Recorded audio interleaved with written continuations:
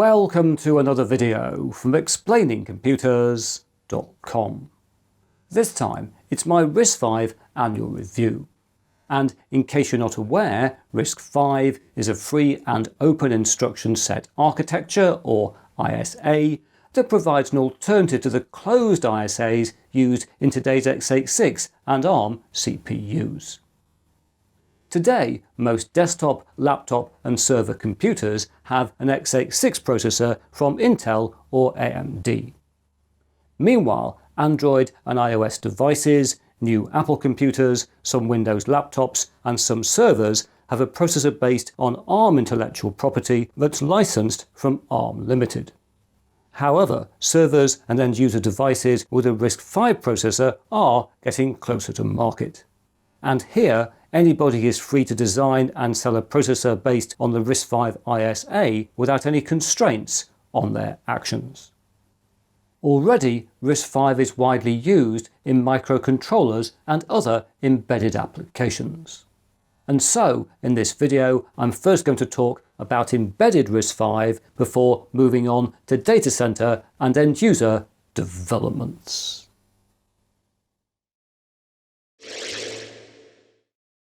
RISC-V has a non-profit governing body called RISC-V International.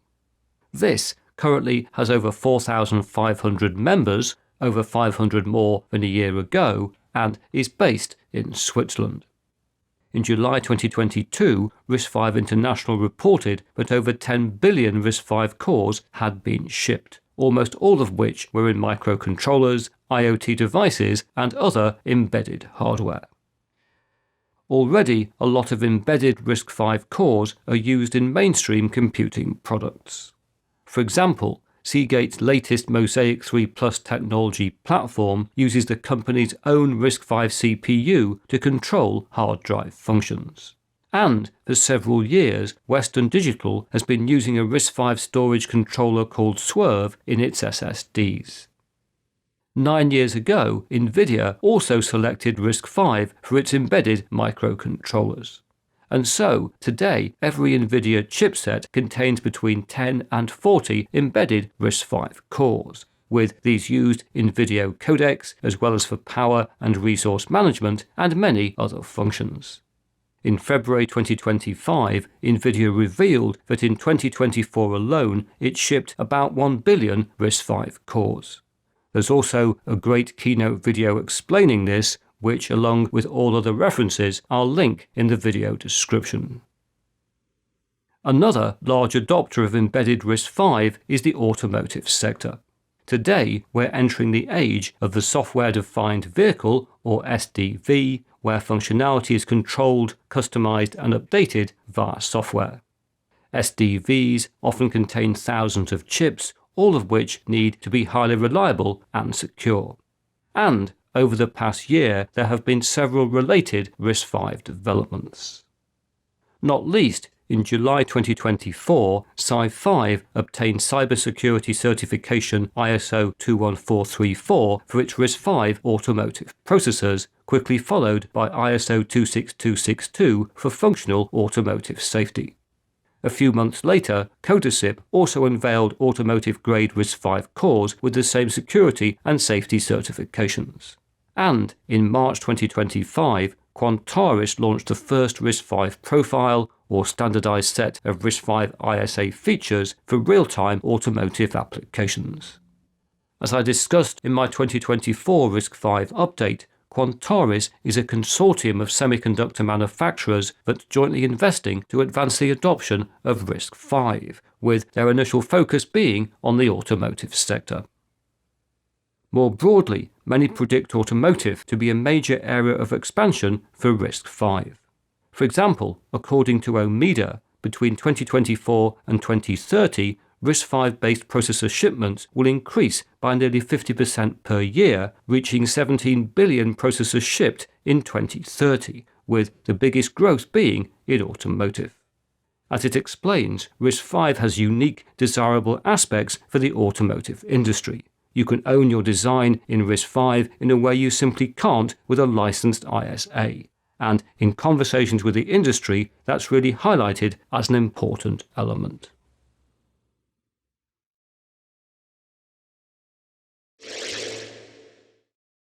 Many pioneers are working to advance the use of RISC-V in server computers.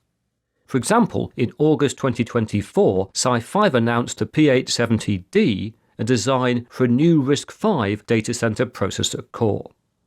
The P870D can support up to 256 cores on a single chip and is intended for workloads that include video streaming, storage, and machine learning. In October 2024, Ventana also announced that its Veyron V2 platform will begin shipping in 2025. The Veyron V2 is a server RISC-V processor that's delivered via Ventana in the form of IP or chiplets, and which offers up to 32 cores per cluster and up to 192 cores in a multi-cluster system. In February 2025, Demo Academy, a research arm of Alibaba, announced the C930, a new server-grade RISC-V core and the latest addition to Alibaba's Zante RISC-V processor series. And in April 2025, Rave revealed a RISC-V server processor called Lingyu. Unlike the other three products I've just mentioned, my understanding is that Lingyu is a taped-out design for an actual chip, rather than a core design that may be some way from being implemented in silicon. Some reports state that Lingyu performance is aiming to be comparable to current x86 server processors. However, I cannot find any information on the chip on the Revi Technologies website. RISC-V in the data center is currently in its very early days.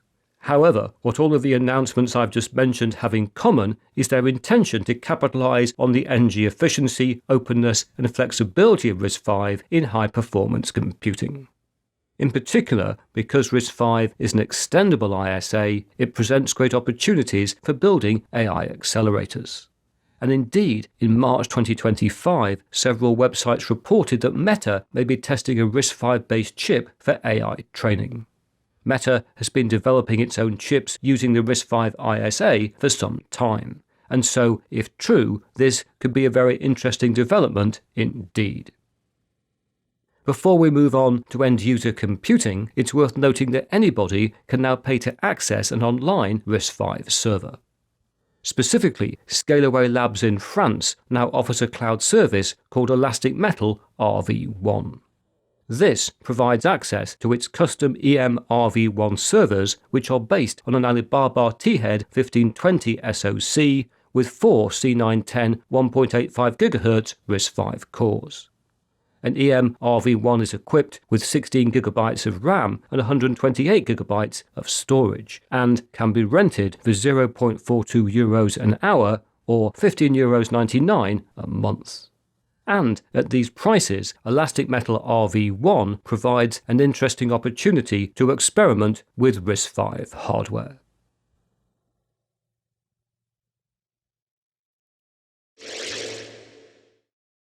When it comes to the future use of RISC-V as the primary ISA in end-user devices, over the past year, important developments have been occurring on three fronts. Specifically, we've seen the ratification of the RVA23 profile, the release of increasingly powerful development hardware, and the further development of open-source RISC-V software, most notably by the RISE project. So, let's look at each of these in turn. Starting with RVA23, it's important to understand that because the RISC-V ISA is open, anybody can add their own extensions. This is a benefit for those creating, for example, their own custom SSD controllers or AI accelerators. However, customizing processors by adding extensions makes it harder for developers to create and maintain software for general use. RISC-V International is therefore focusing on standardization through profiles, where a profile defines a set of mandatory extensions for a specific class of RISC-V processor. This brings us to RVA23, which is a profile for 64-bit RISC-V application processors and was ratified in October 2024. RVA23 makes vector and hypervisor extensions mandatory, which will improve the performance of many types of application, as well as allowing for increased security. and all RISC-V processors that conform to RVA23 will be binary compatible and so able to run the same software.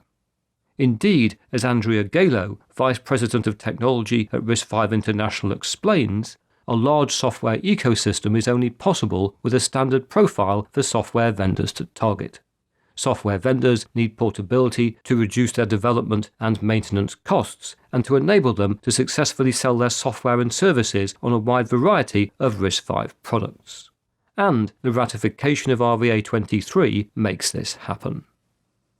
As this signals, RVA23 ratification is a really important step for the development of both servers and end-user devices that will be able to run standardized operating systems and applications. Canonical, for example, has announced that it will launch a version of Ubuntu for the RVA23 profile. So, whilst it will take a little time for the widespread availability of RVA23 hardware, its ratification is a critical milestone. Moving on, the last 12 months has seen the launch of many new RISC-V development boards and other hardware that are able to run a desktop Linux distro.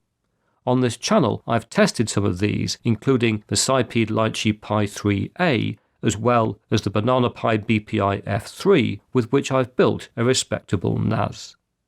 In the past few months, I've also got my hands on the Milk 5 Jupiter, as well as the Hi5 Premier P550. Both of these have a wide range of connectivity, as well as a standard Mini ITX or Mini DTX form factor. And so, in the past 12 months, an increasing number of RISC-V pioneers and enthusiasts have been able to build their own RISC-V desktop PCs. The last 12 months have also seen the launch of the DC Roma RISC-V Laptop 2, the first mobile RISC-V computer that I've tested. Also now available is a RISC-V mainboard for the Framework Laptop 13. And whilst it's really important to stress that none of these computers are end-user consumer devices, they will help developers to bring such future RISC-V hardware to market. Also taking us in that direction have been software developments, including improved Linux distro support. And RISE, or the RISC-V Software Ecosystem Project, has been making great progress. As I reported in last year's update, RISE launched in May 2023 with a mission to accelerate the development of open source software for the RISC-V architecture. Achievements in 2024 included improved support for Java, Python, Go, JavaScript, and Rust, as well as the publication of the RISC-V Optimization Guide. This provides recommendations for software developers who write RISC-V code at the instruction set level and is intended to be vendor and implementation neutral. Back on the homepage, there's a link to a webinar of the RISE 2024 end-of-year ecosystem update, as well as slides from the same. If we scroll these, we can quickly see the members of RISE, including Google, Intel, Qualcomm, Red Hat, Canonical, and AMD. And lower down, we can also see the range of working groups that demonstrate the breadth of RISE activity.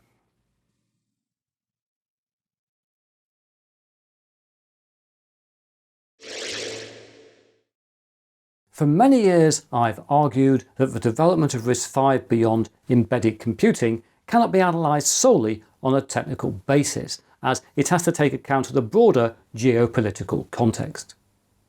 And on the 2nd of April 2025, this context changed dramatically when the United States announced tariffs on many nations.